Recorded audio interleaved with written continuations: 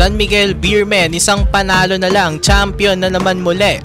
Magnolia Hotshots susubukan ulit makabalik sa serye.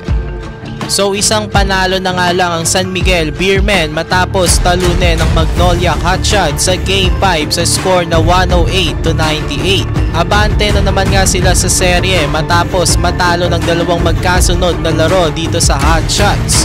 Kaya nanalo ang San Miguel dito sa Game 5, maaga pa lang gumana na ang kanilang outside shooting.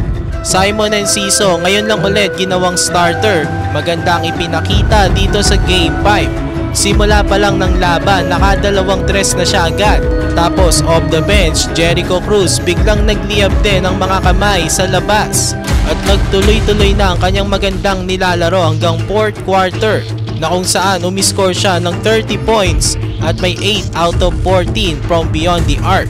Big time ang kanyang performance at na-timing pa nga yan dito sa napakahalagang Game 5. Marami pang nag-step up dito sa Beermen, hindi lang masyadong napansin dahil nga sa sobrang ganda ng inilaro ni Jericho Cruz. Si Junmar Fajardo na may iniindang injury, naka 18 points pa tapos may 15 rebounds.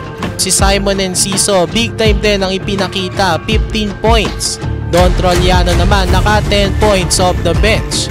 Tumapos ang San Miguel ng may total of 16 out of 43 from beyond the arc.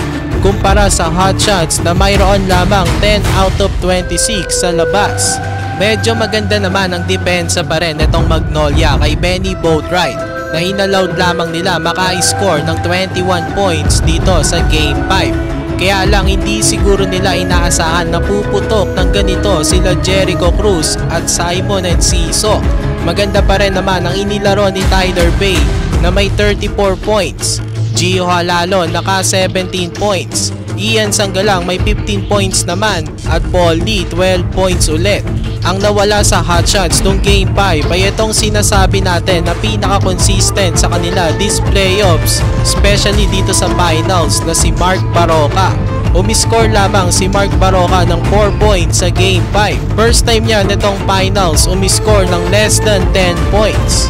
Again, kapag talaga magandang nilalaro ng San Miguel at high scoring ang laban, may hirapan ng Magnolia makasabay sa kanila dahil mas marami silang weapons. Nung Game 3 at Game 4, nanalo ang Magnolia dahil inallowed lang nila ang San Miguel mag-average ng 82.5 points per game.